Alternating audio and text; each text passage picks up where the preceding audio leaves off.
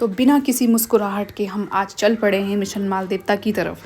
गुप्त सूत्रों से हमें जानकारी मिली थी कि वहाँ पे कुछ आतंकी गतिविधियाँ चल रही हैं, तो हम निकल पड़े आगे। जैसे ही हम आगे गए हमने देखा वहाँ पे कुछ हरा जाल सा बिछाया हुआ था हमें अपनी उसमें फंसाने के लिए। फिर आगे चल के हमने देखा कि वहाँ पे कुछ बंकर्स बनाए गए थे, जिस बंकर्स में वो छुप के वहाँ से हमले किया करते थे।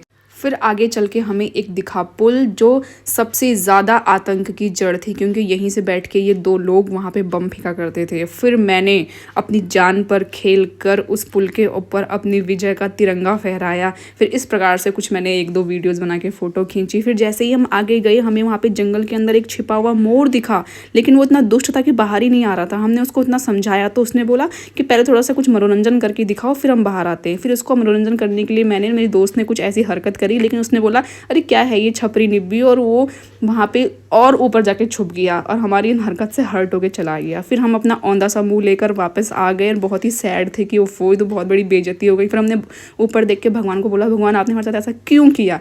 फिर हम वहाँ से आगे चलकर भाग गए। फिर हमने सोचा अपनी इतनी सैडनेस को मिटाने के लिए कुछ किया जाए, तो मैं और मेरी दोस्त चले गए वहाँ पे पार्लर। वहाँ पे हमने कुछ उल्टी सीधी हरकत करी, थोड़ा सा स्टाइल मारा, फ़ोटो वोटो खींची और उसके बाद हम खुश हो गए।